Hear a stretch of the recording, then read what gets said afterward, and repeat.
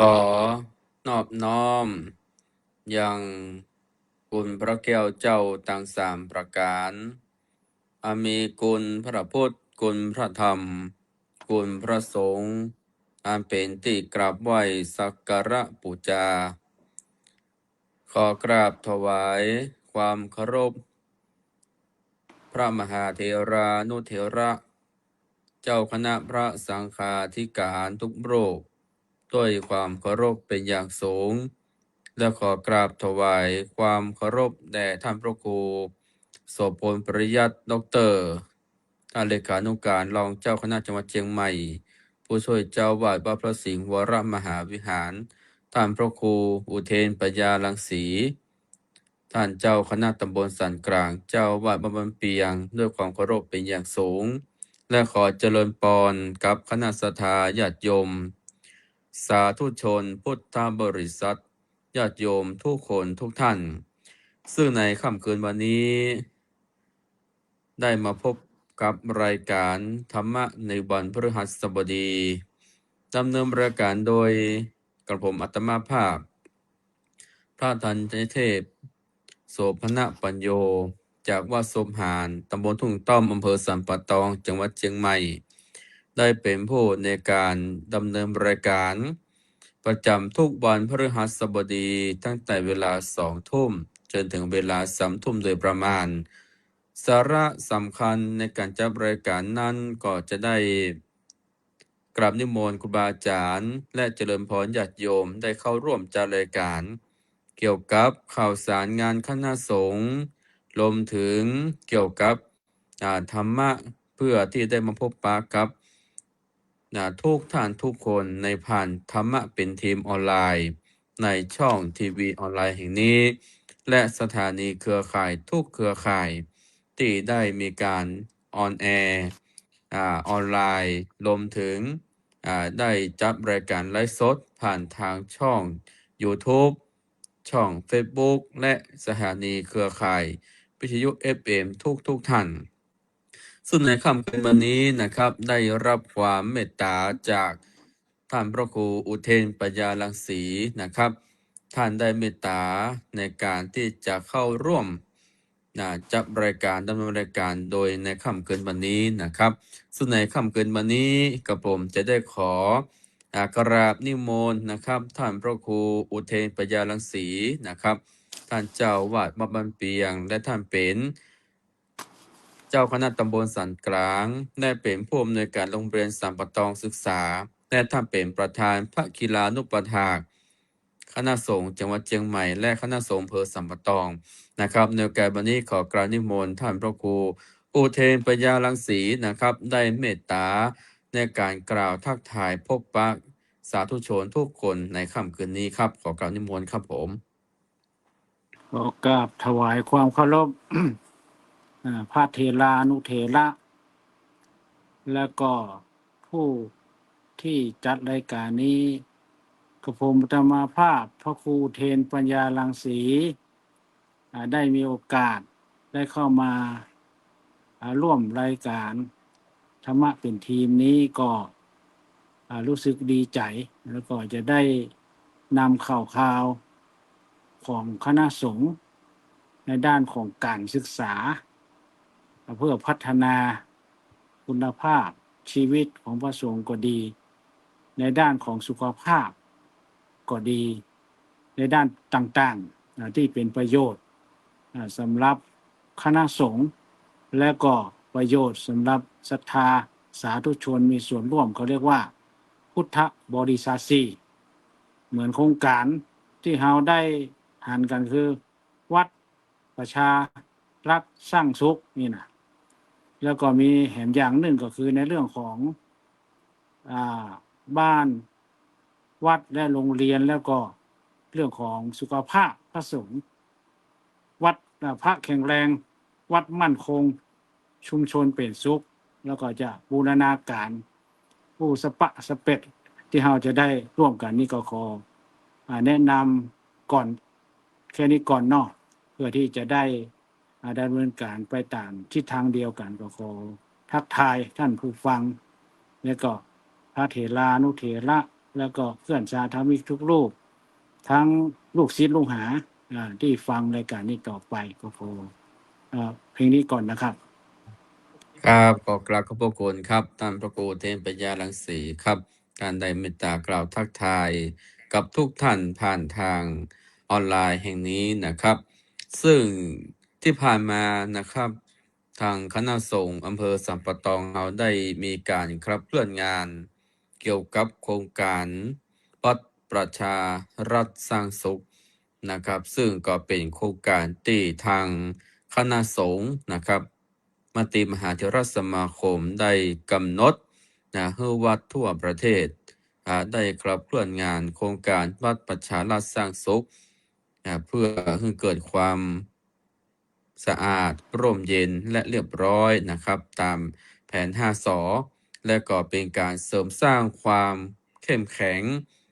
ระหว่างวัดและชุมชนและราชการในการทำงานร่วมกันนะครับ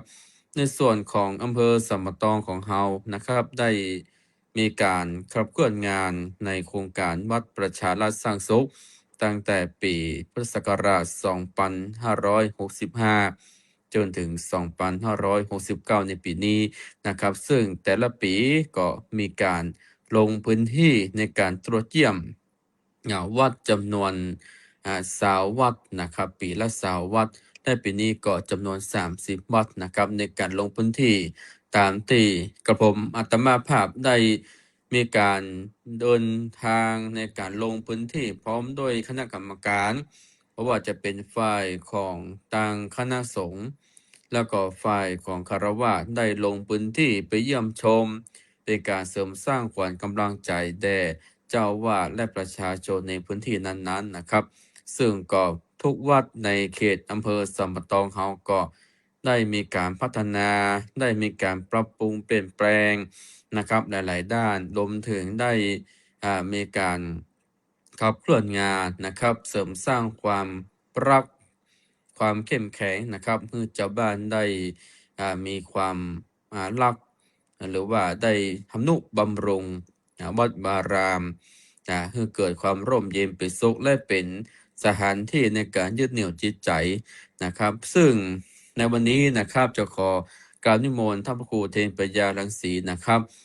หนึ่งในท่านได้เป็นผู้ในการขับเคลื่อนงานนะครับได้กล่าวนะครับในการทำงานร่วมกันนะครับเป็นภาพรวมของคณะสงฆ์อำเภอสัมปะตองขอกราบนิมนต์ท่านพระครูเทพปัญญารังสีครับผม ครับผมขอกราบถวายความเคารพอีกครั้งหนึ่งผมในฐานะที่ได้มีส่วนร่วมเป็นคณะกรรมการในการขับเคลื่อนโครงการวัดประชารัฐประชาแล้วก็รัฐสร้างสุขจริงๆแล้วในปี 2565 ซึ่งแรกๆนั้นก็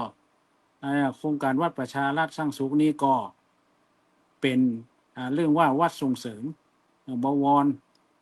วัดเนี่ยเพื่อนมาตรวจกันเป็นวัดประชารัฐเนี่ยก็มาตรวจมาดูกันนั่นกับจุดประสงค์แรกๆนั่นก็คือบ่ให้พระนั้นได้ทำงานในวัดคนเดียวเพื่อดึงชุมชนที่อยู่ใกล้ในบริเวณวัดเนี่ยที่มีศักยภาพ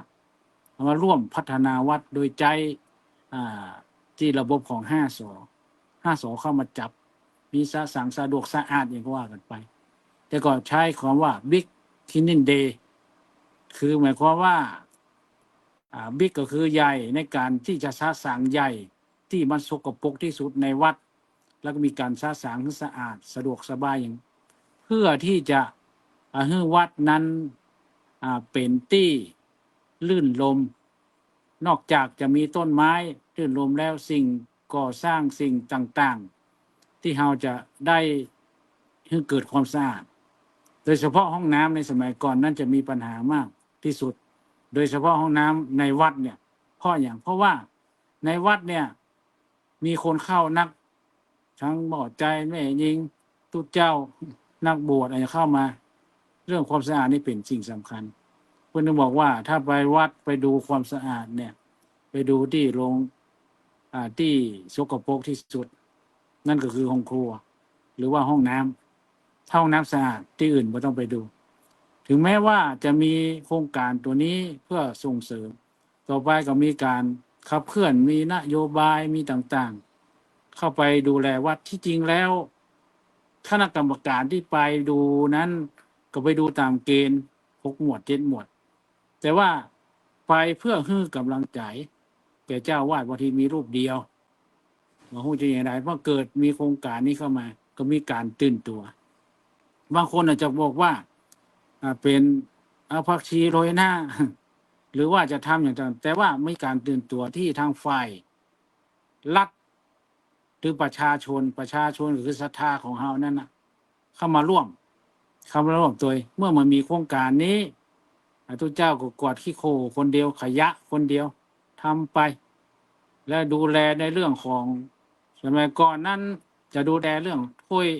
โชโอซามเปิ้นมายืมในชาว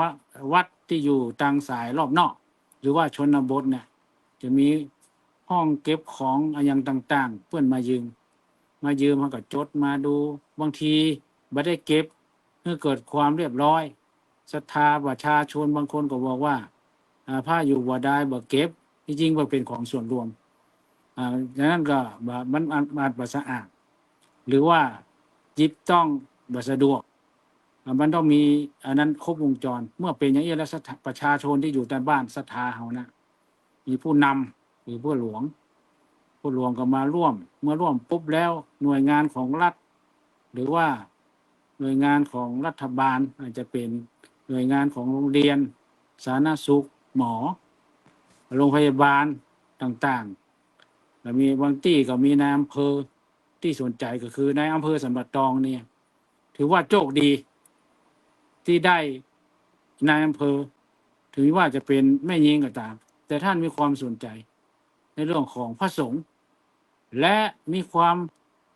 สนใจในส่วนหนึ่งก็คือว่ามีร่วมกับพระสงฆ์ก็ดีเจ้าบ้านก็ดีสร้างทุกข์บำรุงสุขเนี่ยรวมกันโดยเพราะว่าผมเนี่ยก็ได้มีส่วนไปร่วมงานของพชอโดยพชคุณภาพชีวิตของอำเภอก็ได้ดึงเอามาในนามของพระคีรานุภาพตัวก็ดีแต่ว่าเมื่อท่านได้ร่วมลงมาเนี่ยก็ได้หารว่าเป็นผู้มีศักยภาพวัดที่มาก็ได้นายอำเภอเข้ามาผู้ใหญ่บ้านจะเป็นต้องมาถึงบ่จำเป็นต้องมาก็มาร่วมกันความคุ้นเคยความสนิทสนมนั้นก็เกิดความสุขเพราะบางที่นะตรงๆว่ามันที่นะพระสงฆ์กับเจ้าวาดเหมือนกันกับผู้นำบัถูกกันก็ลำบากมันก็ไปกันยากไปที่ครับไปตังเนี่ยมันลำบากเหมือนกันฉะนั้นถ้ามาดูอืตัวเนี้ยมมาดูตัวนี้แล้วปุ๊บมาฮื้อความรู้มาฮื้อต่างคนต่างฮื้อกำลังใจพระสงฆ์ในตำบลเจ้าหน้าตำบลก็ดีที่อยู่ในเขตท่านก็ฮื้อความสนใจเขาจะได้เห็นว่า บางวัดถ้าบ่มีเจ้าคณะตำบลมาแสดงว่าภายในเขตปกครองเจ้าคณะตำบลละเลยมาฮื้อสนใจในลูกวัดอย่างนี้อันนี้เรามองในอืมเห็นด้านหนึ่งอืคือถ้ามีมวัดหนึ่งจัดอย่างเช่นอืมวัดทกหารจัดไอ้นอกจัดปุ๊บภายในตำบลอย่างน้อยก็พระสงฆ์ในบนมาร่วมให้กำลังใจแล้วก็ได้ส่วนนี้เมื่อได้กำลังใจได้หารว่าการจัดวัดเนี่ยมันเกิดประโยชน์มันคุ้มก็ที่เราได้ทำแต่บางที่หันว่ามันบอกคุ้มมันเสียสตางค์มันก็เสียในเบื้องต้นแต่ว่ามันคุ้มก็คือได้มวลชนเข้ามผมก็เข้าไปหลายวัดเหมือนกันเข้าไปตั้งแต่ในสมัยแม้แต่ในสมัยที่เป็นเลขาอำเภอนี่ก็เข้าไปร่วมอยู่ร่วมไปต่างๆก็เป็นงานของสาธารณูปการท่านขับเคลื่อนงานโดยหลวงพ่อโดยเฉพาะหลวงพ่อพระครูสถิตธรรมวินัยรักษาการท่านก็ขับเคลื่อนงานตลอดทำตลอดไปแล้วก็ขับเคลื่อนร่วมกันเนี่ยทางผู้นำสนใจลูกน้องที่อยู่ในคณะสงฆ์ก็ตามนายอำเภอเข้ามาร่วมก็ตามไพอืมอสมหรือว่าสสอสาธารณสุขอำเภอเข้ามาร่วมได้อืทั้งประโยชน์ก็มคือแม้แต่ทั้งนอกนะท่านอาจารย์ทั้งนอกก็คือได้ครับความสะอาดแล้วก็เรื่องสุขภาพครับท่านก็เข้าไปดูว่านี่เป็นอย่างไรพ่องสุขภาพบ่ปอเขาได้เรื่องของวัฒนธรรมหรือว่าอืคัมภีร์มของเก่าอีกแล้วเพราะว่าบ่มาของเก่าบ่ลงของใหม่แต่เฮ เขาได้ของเก่าเป็นการอนุรักษ์บางอย่างน่าควรจะอนุรักษ์เช่นบางอย่างประเพณีบางอย่างหรือว่าจะมีตู้ทำหรือว่าความรู้องค์ความรู้น่าจะอนุรักษ์ไว้ก่อนเหมือนกันอาจจะมีพระพุทธรูปเก่าแก่บางที่เพื่อนมีเก่าแก่ของดีเพื่อนมาได้มาโชว์มาอวดอย่างมีหลายที่หลายที่เนี่ยก็เพราะว่ากรมศิลป์อนุรักษ์มันจะมีของดีของศักดิ์สิทธิ์ประจำหมู่บ้านอันนี้ก็ถือว่าเพื่อดีและได้มีโอกาสได้ไปก็ถือว่าเป็นบุญรู้สึกว่าสมบัติตองก็อย่างหมดแล้วเนาะท่านจ่าเนาะ ครับผมนะครับ สมบัติตองนี่ ครับ มันจะหมดแล้วหมดแล้วที่จะ ค ไป รับ ตรวจ ตอน นะ นี้คร แต่ บ ว่า ครับผม ครบหมดเนาะแล้วก็จะไปนี่ก็อู้ต่อคือว่าอย่างวัดประชาราษฎร์เนี่ยเขาจะมีอันนี้มีโครงการเมื่อเสร็จแล้วตรวจไม่ใช่ตรวจบ่ได้ดึงงบจากของคณะสงฆ์เข้ามาช่วยในการที่จะจัดให้กำลังใจก็มีการมอบโล่มอบอย่างนี้เนาะของเฮานี่ดูเหมือนจะวันที่14 สิงหาแล้วเนาะที่จะมอบ ครับผม โล่มอบอย่างที่เฮาคาดกัน ครับ ที่เฮาคาดกันนั้นไม่ใช่คาดการเพื่อแข่งเพื่อแตกความสามัคคี แต่คาดการเพื่อว่ายกย่องไปตามเกณฑ์ที่ทางหน่วยเหนือหน่วยบนก็คือหน่วยอาจจะระดับโหนระดับภาคที่เพิ่นมีเกณฑ์มาตรฐานที่เฮาไปตรวจ เมื่อเฮาไปตรวจปุ๊บเนี่ยมันจะมีส่วนหนึ่งก็คือให้กำลังใจเฮาจะจัดให้กำลังใจมอบโล่บปผู้ใหญ่บ้านกำนันที่มาร่วมเหมือนของหน่วยได้แห่งหน่วยหนึงละได้ความกลมเกลียวของกลุ่มนี่ของอำเภอสันปะตองของเราซึ่งถือว่าท่านผู้นำก็คือท่านพระครูสาธิตธรรมาภินันท์ซึ่งนี้ท่านเป็นรักษาการเนาะรักษาการเจ้าคณะอำเภอสันปะตอง ท่านจะขับเคลื่อน ครับ จัดที่วัดท่านประชุมกับวัดที่วัดท่านแม่คลองอินทวิชัยจัดที่ท่านเพราะว่าจัดที่ไหน มันก็เปลืองทานที่นั่นตีเล็กเนาะตีเล็กที่ไหนก็เปลืองทานเนี่ยท่านก็เสียสละเครื่องงานของคณะสงฆ์เนี่ยคณะสงฆ์อันนี้ก็ถือว่าขอชื่นชมในที่นี้ทางคณะสงฆ์เราจะร่วมกันจัดคงวันที่14 สิงหาคมตอนบ่าย ครับ จัดมอบให้กำลังใจโดยชัดเจนแต่คณะสงฆ์ที่อยู่ ครับ ที่มาได้รางวัลเพื่อนก็ไม่ใช่มีอย่างแต่ว่ามาร่วมมาได้รางวัลก็ได้ไปมาได้ก็ได้ทำอยู่มาได้เกิดความสมัครสามัคคีซึ่งกันและกันเพราะว่าเป็นสิ่งที่ดีเป็นโครงการที่ดีถ้าเอาทำตามกรอบทำแล้วก็บ่ให้ได้เดือดร้อนจนเกินไปถ้าทำแบบพูดท่องว่าถ้าทำแบบเหมือนกับไฟไหม้ฟางเนี่ยทำเพื่อจะไม่ได้ทำต่อเนื่อง จะทำวันเดียวจะทำอย่างเดียวเหมือนนั่นเหมือนกับเปลืองงบประมาณที่จริงว่าทำแบบบริบทคุณภาพเป็นอย่างไรก็เมื่อทำแบบนั้นไม่ใช่มาแข่งกัน ถ้าแข่งกันนี่เจ๊งเลยนะทำให้เดือดร้อน ยิกเกินยิกเนื้อตัวเก่านี่ก็เจ็บมันก็เจ็บลามไปกันแล้วก็จะลำบากในส่วนนี้ผมว่าโครงการนี้เราก็ทำไปต่อเนื่องถึงแม้ว่าจะหมดในการมาตรวจ แต่ว่าเราต้องให้มันทำต่อเนื่องก็คือว่าทำตามบริบทของแต่ละที่แต่ว่าบริบทบ้านเปียงกับสุพรรณก็ต่างกัน เพราะว่าสุพรรณอายุโซนหนึ่งอาจจะอยู่ศรัทธาอยู่รอบ แต่ของบ้านเปียงก็อยู่รอบนะแล้วก็อยู่ในขอบ ครั เข บ ต ผม บางที่ก็มีป่าไม้มีอย่างต่างๆ อันนี้ก็ครับ ขอชื่นชมนะครับ ผมก็จะเพียงแค่นี้ก่อนนะค ครั รับบ นำเสนอเรื่องของวัดประชาราษฎร์สร้างสุขครับผม ครับ อันนี้ก็ขอกราบขอบพระคุณนะครับ ที่ท่านพระครูอุเทนปยารังสีนะครับ ที่ท่านได้เมตตาคือข้อมูล ที่ได้ทำงานขับเคลื่อนแล้วก็บูรณาการนะครับ ว่าความเป็นไปเป็นมาในการที่ขับเคลื่อนงาน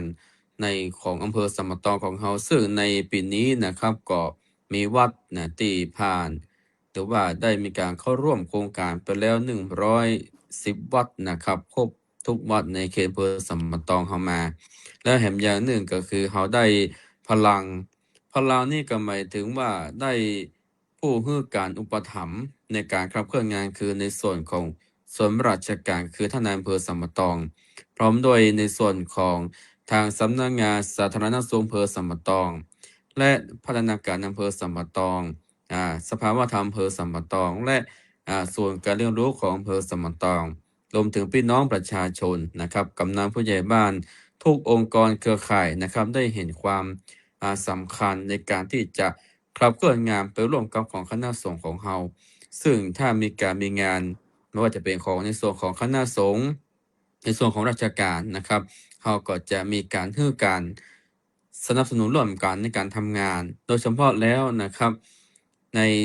การขับเคลื่อนงานในครั้งนี้นะครับซึ่งอำเภอของเราก็มีการทำงานนะครับทุกวันนะทุกด้านนะครับซึ่งโดยเฉพาะแล้วเมื่อบักกี้วันที่ผ่านมานะครับก็ได้รับความเมตตาจากพระเดชพระคุณหลวงพ่อท่านเจ้าคุณพระเทพสิงหวราจารย์นะครับหลวงพ่อรองเจ้าคณะจังหวัดเชียงใหม่นะครับประธานคณะกรรมการโครงการพระประชารัฐระดับตำบลเหนือได้เมตตาลงพื้นที่นะครับโครงการวัดประชารัฐสร้างสุขณวัดกิวแลน้อยตำบลบ้านแม่อำเภอสัมมะตองจังหวัดเชียงใหม่ซึ่งวันนั้นก็จะมีในส่วนของทางสำนักงานพระพุทธศาสนาจังหวัดเชียงใหม่วัฒนธรรมจังหวัดเชียงใหม่นะครับรวมถึงคณะกรรมการผู้ทรงคุณวุฒิได้ลงพื้นที่ติดตามงานรวมถึงได้ไปดูบริบทนะครับว่าวัดกิวแลน้อยนะครับซึ่งเป็นวัดหนึ่งที่มีเอกลักษณ์โดดเด่นรวมถึงเป็นวัดที่มีการพัฒนาโครงการพระประชารัฐสร้างสุขนะครับโดยเฉพาะแล้วนะครับวัดกิแลน้อยก็เป็นหมู่บ้านหนึ่งนะที่เป็นหมู่บ้านของไม้แกะสลักนะครับเป็นไม้แกะสลักรวมถึงเป็นหมู่บ้านที่ได้รับการยกย่องนะครับในการดำเนินการนะครับเป็นอย่างดีโดยเฉพาะแล้วนะครับในการขับเคลื่อนงานของวัดประชาราษฎร์สร้างสุขของอำเภอสัมมะตองของเรานะครับก็ถือว่าเขาได้มีการทำงานนะครับทุกเครือข่ายองค์กรภาคีเครือข่ายรวมถึงได้มีการสร้างความเข้มแข็งนะครับเพื่อกับระหว่างวัดและชุมชนเป็นอย่างดีนะครับในส่วนนี้เองนะครับที่ว่าโครงการวัดประชาราษฎร์สร้างสุขนะครับของอำเภอสัมมะตองของเราก็ถือว่าได้มีการทำงานนะครับทุกเครือข่ายทุกองค์กรนะครับเพื่อเห็นภาพความสำคัญ อันนี้ก็เป็นภาพนะครับที่ทางคณะสงฆ์นะครับและคณะกรรมการนะครับได้เดินทางนะครับไปเยี่ยมชมตามวัดวาอารามต่างๆในเขตอำเภอสัมมะตองของเรานะครับได้เห็นภาพชัดเจนได้เลยว่ามีความเข้มแข็งนะครับระหว่างวัดและชุมชนของเรานะครับเป็นอย่างดี อันนี้ก็เป็นโครงการหนึ่งที่ทางคณะสงฆ์อำเภอสัมมะตองของเราได้มีการทำงานได้มีการขับเคลื่อนงานนะครับบอกว่าจะเป็นของนักเรียนเยาวชนก็ดีนะครับที่เห็นความสำคัญและเป็นการรวมพลังให้เจ้าบ้านวัดนะครับราชการสามัคคีในการทำงานร่วมกันเป็นอย่างดีนะครับนี่ก็เป็นงานหนึ่งที่เราได้มีการขับเคลื่อนงานนะครับและแห่งงานหนึ่งนะครับก็คือเกี่ยวกับโครงการนะครับซึ่งทางคณะสงฆ์อำเภอสัมมะตองของเรานะครับในเมื่อในการตรวจเยี่ยมโครงการวัดประชารัฐสร้างสุขนะครับเป็นที่เรียบร้อยนะครับก็จะมีการมอบรางวัลนะครับยกย่องและประกาศเกียรติคุณวัดที่ได้รับการตรวจเยี่ยมนะครับรวมถึงได้มีการขับเคลื่อนงานคือเป็นวัดต้นแบบในโครงการวัดประชารัฐสร้างสุขนะครับซึ่งก็คณะสงฆ์ของเราก็จะจัดในวันที่14 สิงหาคมปี2569นะครับที่วัดแม่คองวัดอินทวิชัยแม่คองตำบลแม่กาอำเภอสัมมะตองจังหวัดเชียงใหม่และในวันนั้นนะครับซึ่งกิจกรรมดังกล่าวนะครับก็จะมีอยู่2 กิจกรรมนะครับกิจกรรมแรกคือเกี่ยวกับในการทำบุญปล่อยปลาการกุศลนะครับเพื่อที่จะสมทบทุนส่งอาพาธของคณะสงฆ์อำเภอสัมมะตองและกองทุนถวายพระทหารเพลแด่นักเรียนโรงเรียนสัมมะตองศึกษาวัดศรีปันเงินนะครับในโอกาสนี้นะครับจะได้ขอการนิมนต์ท่านพระครูเทนปัญญารังสีนะครับท่านได้เมตตานะครับพบปะพูดคุยนะครับในการว่าในการทำงานในเรื่องของการส่งเสริมสุขภาวะของคณะสงฆ์อำเภอสัมมะตองของเรานะครับมีจุดเด่นในเรื่องจะได้พ้องนะครับรวมถึงเกี่ยวกับในเรื่องของการจัดตั้งหรือว่ากองทุน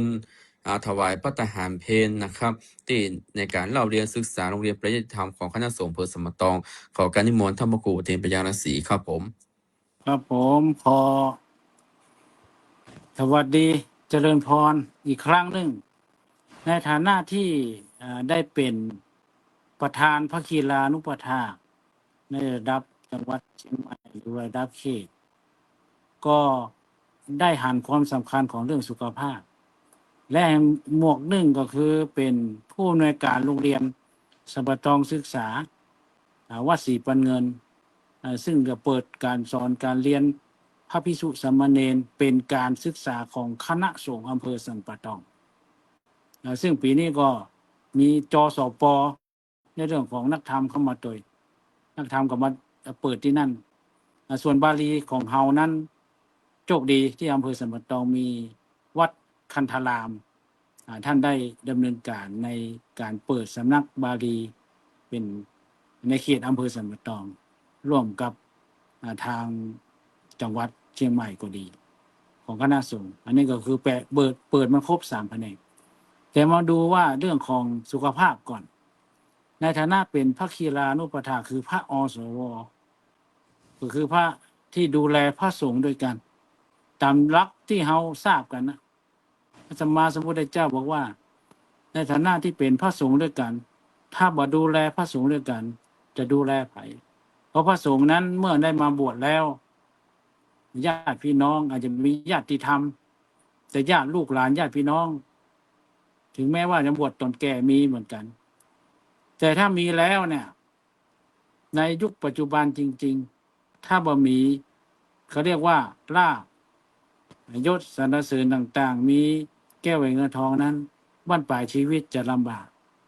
โดยเฉพาะพระสงฆ์ผู้สูงอายุเนี่ยพระกีฬาอุปถากจะดูแลอย่างไร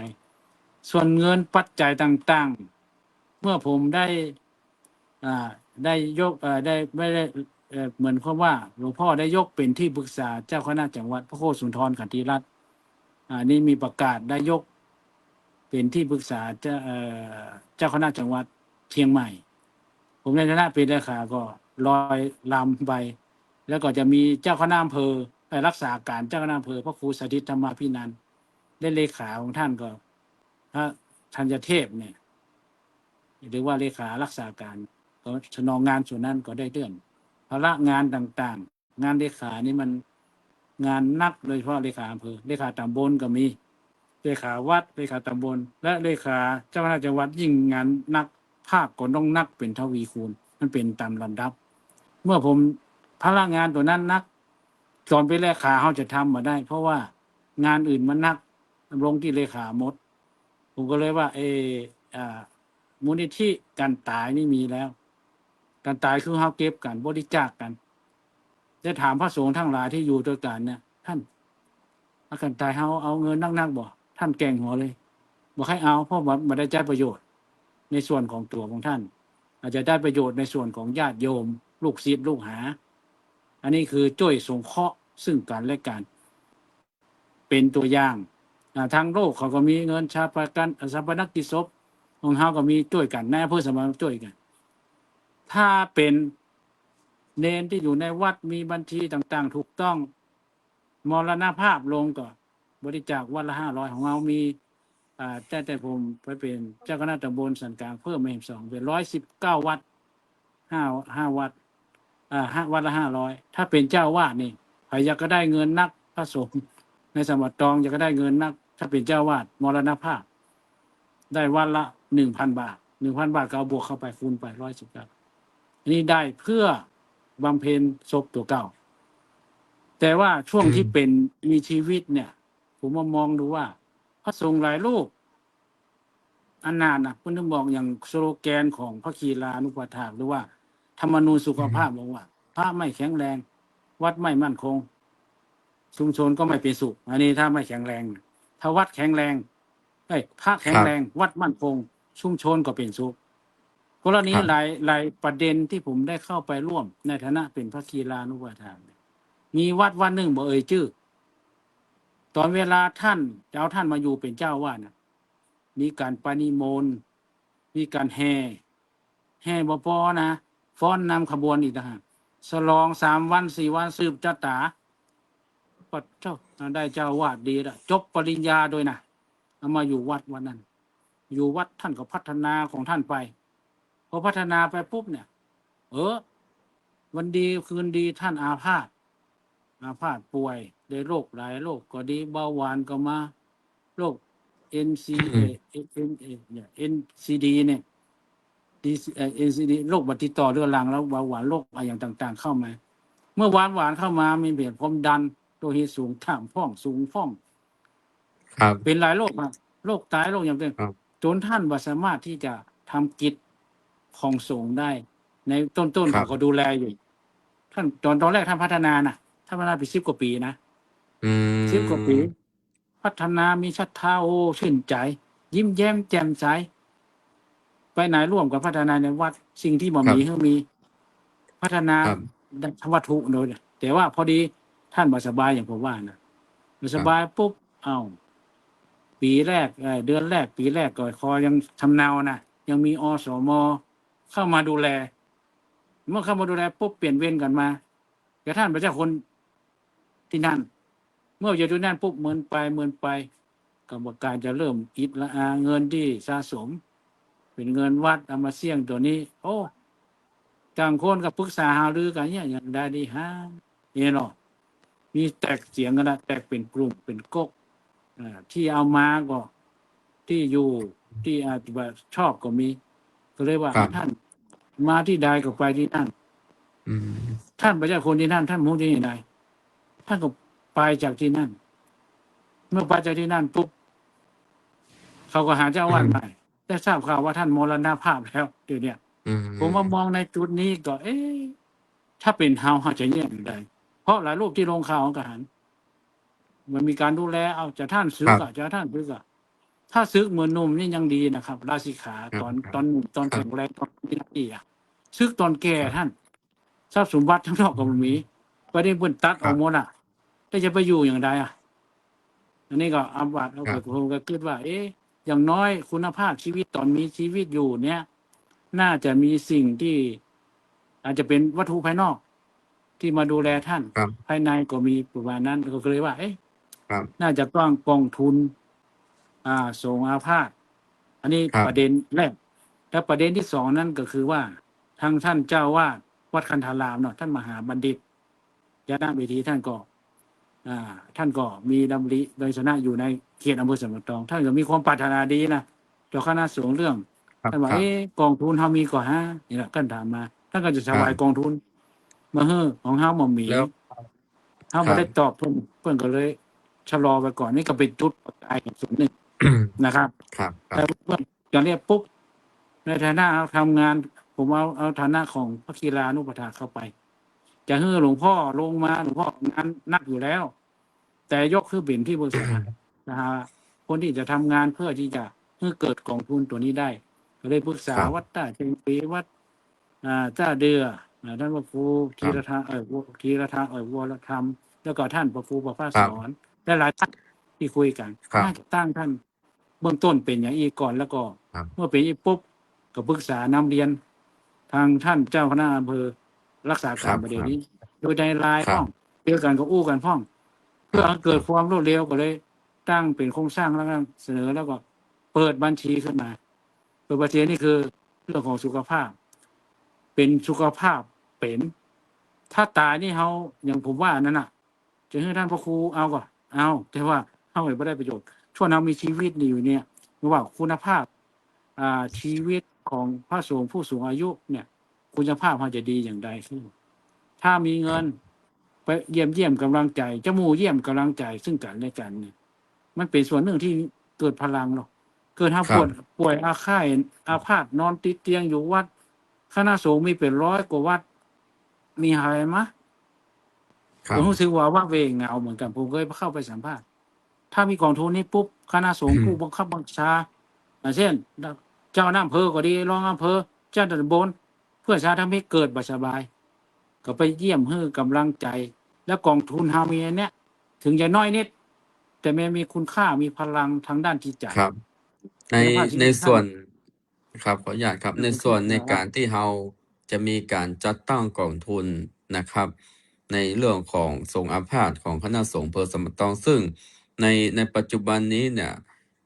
พระสงฆ์เฮาผู้สูงอายุก็เพิ่มขึ้นแก่เฒ่าชรากันไปนะครับรวมถึงความเป็นอยู่ อันนี้ก็เป็นสิ่งที่สำคัญนะครับ เพราะว่าในทุกวันเนี่ย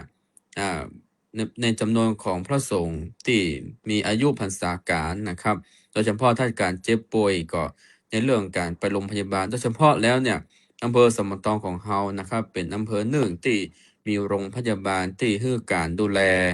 ในการสนับสนุนในเรื่องของการดูแลเจ็บป่วยอาพาธอย่างนี้เป็นต้นนะครับ แล้วก็แถมอย่างหนึ่งก็คือในเรื่องของการที่จะดูแลฟื้นฟูให้สุขภาพของพระสงฆ์ในอำเภอสมะตองของเฮาเนี่ยดีขึ้นดังนั้นเนี่ยในการที่เฮาจะได้มีการระดมทุนในการที่จะจัดตั้งกองทุนสงฆ์อาพาธของคณะสงฆ์อำเภอสมะตองเพื่อที่จะได้ไปการให้กำลังใจนะครับเราของที่จะได้ในการเสริมสร้างต่อในการสนองงานของคณะสงฆ์ของเฮาในอนาคตนะครับ ซึ่งการดูแลสุขภาพนี่เป็นสิ่งที่สำคัญ แล้วก็ในช่วงที่ผ่านมานะครับ ทางคณะสงฆ์ของเฮาก็คือในเรื่องของการดูแลของพระคีรานุปัฏฐากโดยนะครับ ในส่วนนี้แล้วในส่วนแห่งประการหนึ่งของโรงเรียนพระปริยติธรรมของคณะสงฆ์อำเภอสมะตองนะครับ ในเรื่องของการถวายพระทหารเพลนะครับในส่วนนี้ก็เป็นส่วนหนึ่งนะครับที่เฮามีพระเนนที่จะได้เข้ามาเล่าเรียนศึกษานะครับนี่ก็เป็นเหล่ากอของสมณะนะครับที่จะได้เป็นผู้ที่เสริมสร้างความเข้มแข็งหรือว่าจะได้ปกป้องดูแลวัดวารามของเฮาในอนาคตในส่วนนี้นะครับการดูแลของโรงเรียนสมะตองศึกษานะครับซึ่งท่านพระครูก็เป็นผู้อำนวยการโรงเรียนโดยนะครับในปัจจุบันนี้นะครับกับผมขออนุญาตสอบถามนะครับว่ามีจำนวนของพระภิกษุสามเณรศึกษาในโรงเรียนประมาณกี่รูปครับผมครับผมก่อนที่จะไปที่โรงเรียนผมก็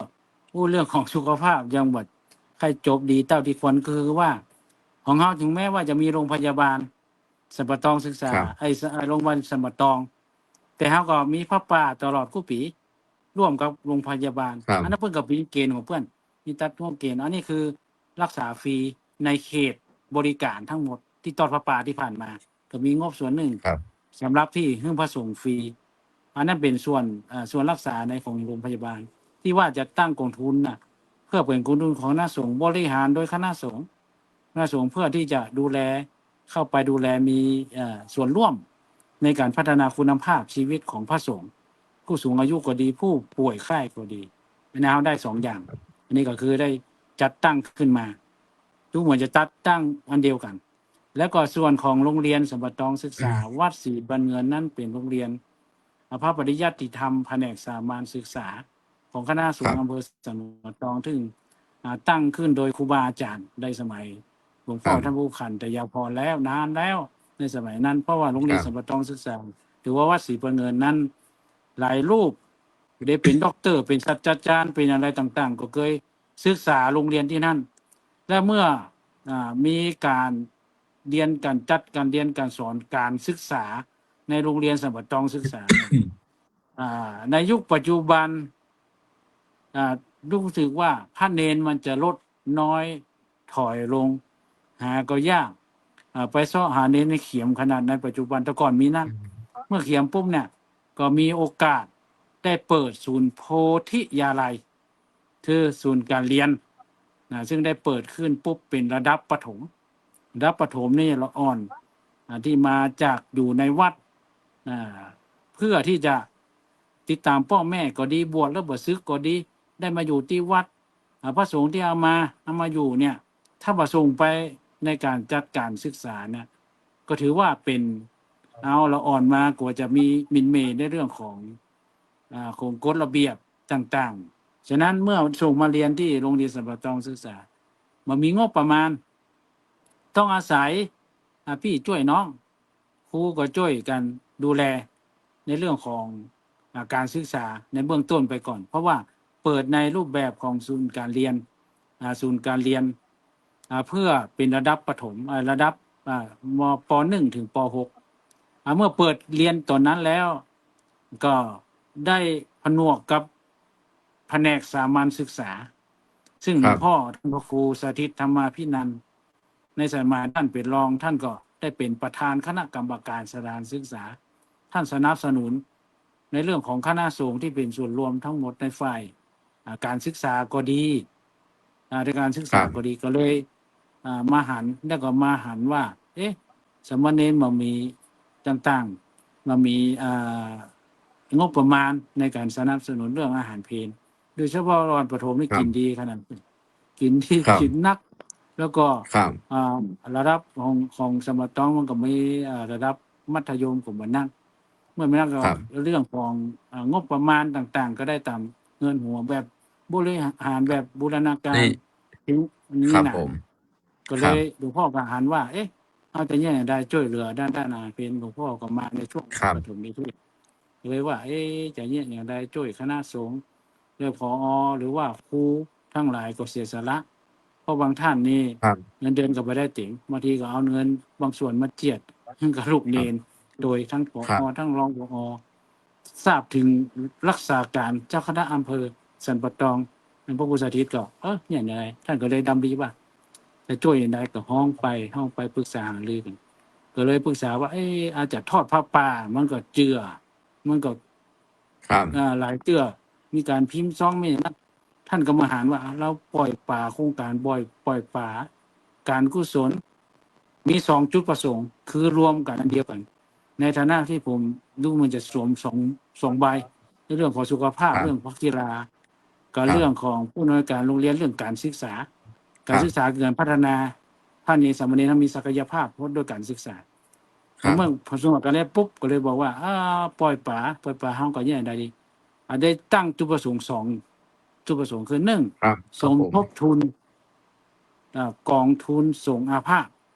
คำว่าสงฆ์อาภาพ ครับ ได้ถึงสามเณรนั้นรายละเอียดเราจะปลีกย่อยเราจะคุยกันครั้งหนึ่งเขาได้ ครับ ส่วนนี้มันอันที่ ครับ สองก็คือสมทบทุนอาหารเพลพระภิกษุสามเณรโรงเรียนสถาบัน ครับ การศึกษาวัดศรีปัญญาระบุไว้ชัดเจนเลย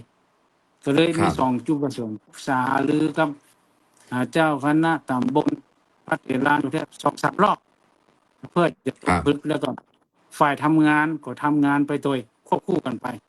ควบคู่และ ครับ นำเสนอของคณะสงฆ์นำเสนอในภาพรวม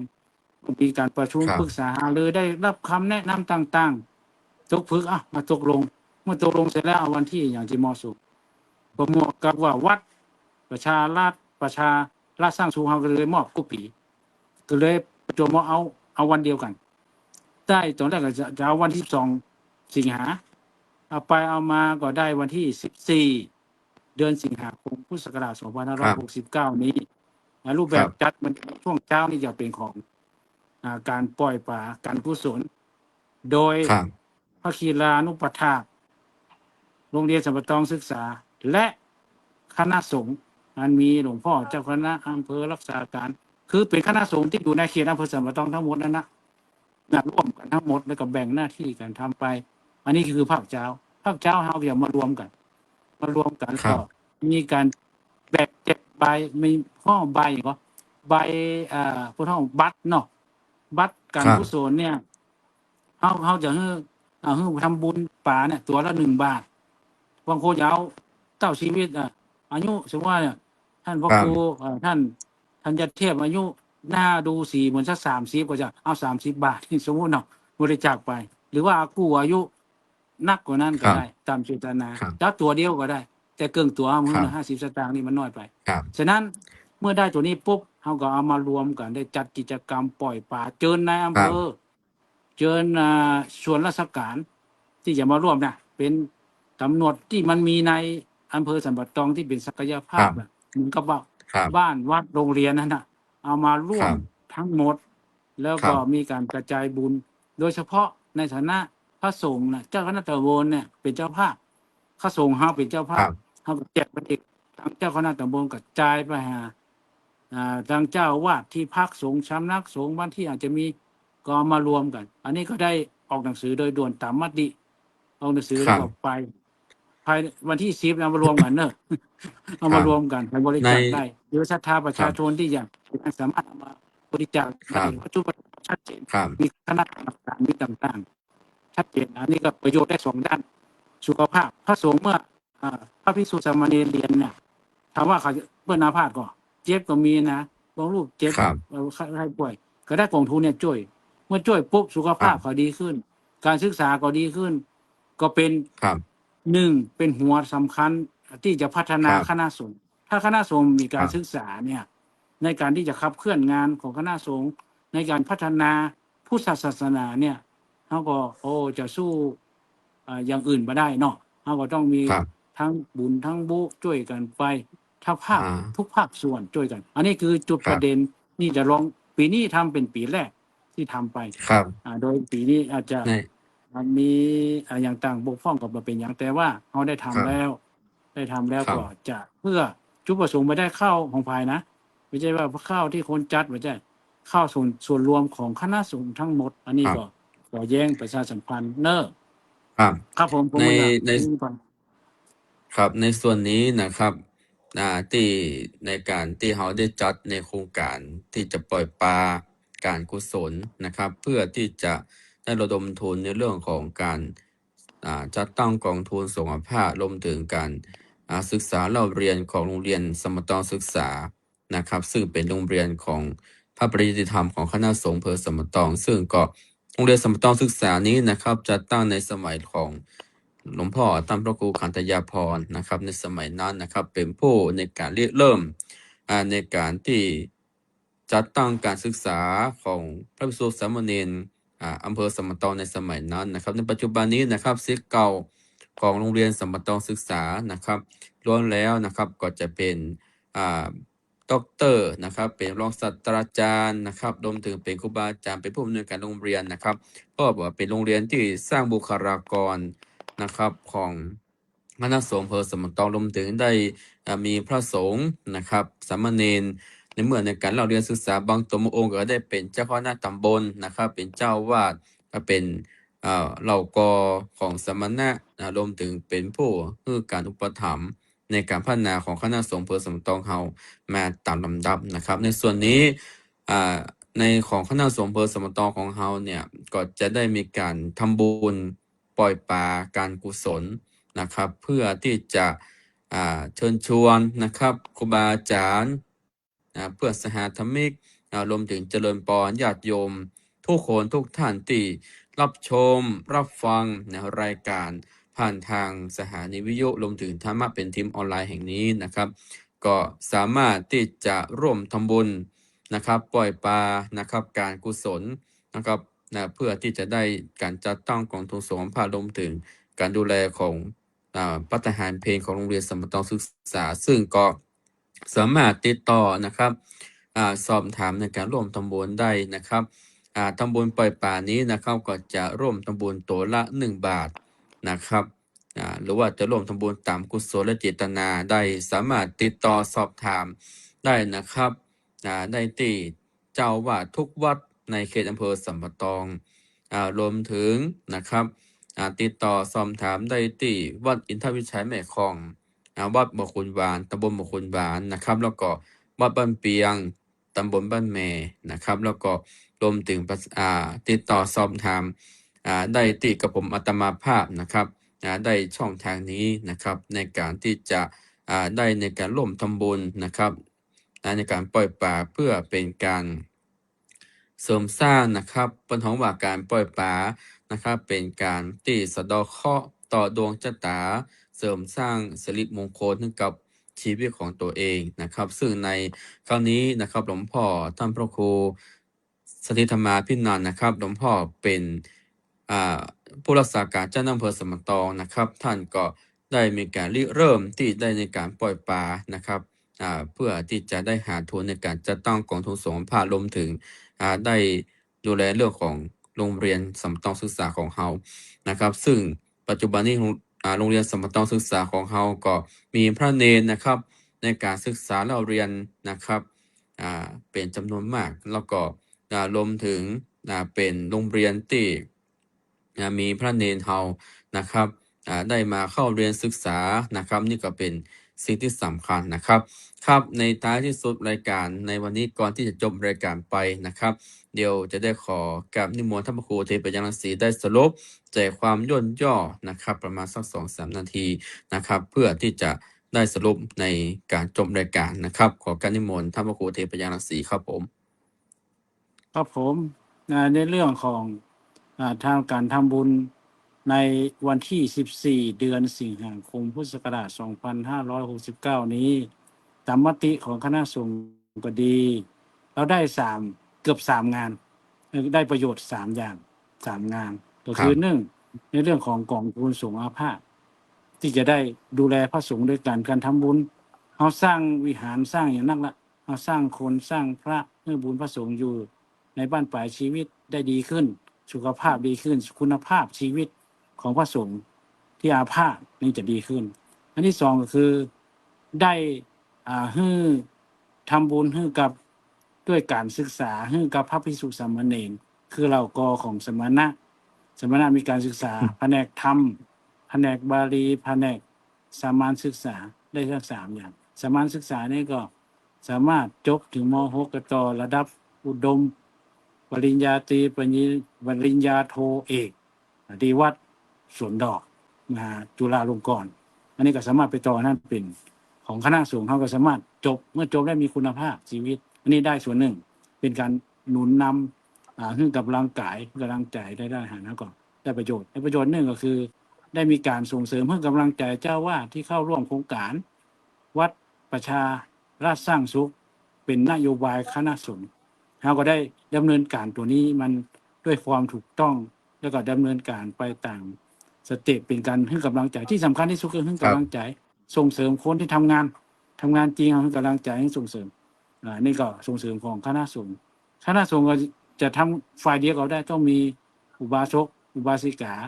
หรือว่าศรัทธาประชาชนร่วมกันเป็นแรงหนุนในก่อนที่จะเข้าพรรษานี้เพราะว่าคณะสงฆ์จะเข้าพรรษาก็มีโครงการหลายโครงการแต่โครงการนี้คงจะนำร่องไปก่อนโครงการแรกหลังจากเข้าพรรษาเสร็จมันก็เดือนสิงหาเนาะซึ่งฉะนั้นก็ขอแจ้งแล้วก็ขอเจริญพรกับคณะศรัทธาญาติโยมที่ได้ฟังในสถานีวิทยุเดิมสถานีนำทีมหรือว่าออนไลน์แห่งนี้ที่ได้มาโอกาสฉะนั้นก็ขอจะหมดเวลาอย่างขออำนวยพรให้กับท่านสาธมิกทุกรูปแล้วก็คณะศรัทธาประชาชนอุบาสกอุบาสิกาท่านทั้งหลายที่ได้รับชมรับฟังในช่องนำทีมนี้ก็ขออวยพรให้มีแต่ความสุขความเจริญที่สำคัญที่สุดก็ต้องมีสุขภาพใจสุขภาพกายที่ดีพ้นจากโรคภัยไข้เจ็บคิดสิ่งใดที่มันประกอบไปด้วยชอบไปด้วยธรรมขอสมดังกำมักกำปรารถนาด้วยการทุกท่านเทินครับขอกล่าวขอบพระคุณครับท่านพระครูอุเทนปัญญารังสีนะครับที่ท่านได้เมตตานะครับในการดำเนินรายการนะครับเข้ารายการของอาตมาภาพในค่ำคืนของวันนี้นะครับในเรื่องของการที่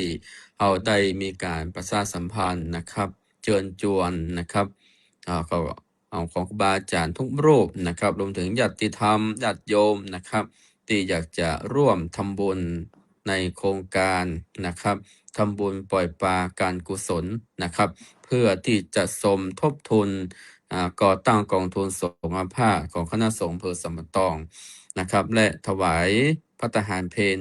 แด่นักเรียนของโรงเรียนสัมมะตองศึกษาวัดศรีปันเงินนะครับซึ่งก็จะจัดในวันศุกร์ที่ 14 สิงหาคม ปี 2569 ซึ่งจะจัดในเวลา 9 โมงเป็นต้นไปนะครับณลานท่าน้ำปิงณวัดอินทวิจัยแม่คองตำบลแม่กาอำเภอสัมปะตองจังหวัดเชียงใหม่นะครับญาติโยมสามารถร่วมทำบุญติดต่อสอบถามได้ที่เจ้าวาดทุกวัดในเขตอำเภอสัมปะตองรวมถึงสามารถที่จะร่วมทำบุญผ่านหมายเลขบัญชีตามขึ้นหน้าจอนะครับหมายเลขบัญชี102-3-526 15-4นะครับธนาคารกสิกรไทยสาขาสับมันตองนะครับชื่อพระครูสุนทรขันติรัตน์และพระครูสถิตมาพินันท์นะครับในกองทุนทรงอาภาษของเฮาอันนี้ก็ขอกราบนิมนต์ครูบาอาจารย์ทุกรูปนะครับรวมถึงญาติธรรมญาติโยมทุกคนทุกท่านที่จะร่วมทำบุญปล่อยปลานะครับการกุศลในครั้งนี้นะครับในค่ำคืนนี้นะครับในการที่อาตมาภาพได้นำรายการสาระธรรมะนะครับได้มาพบปะกับครูบาอาจารย์รวมถึงพี่น้องประชาชนนะครับที่เข้าในการติดตามรับฟังรายการธรรมะเป็นทีมออนไลน์แห่งนี้นะครับทุกท่านก็ได้เห็นนะครับที่ท่านพระครู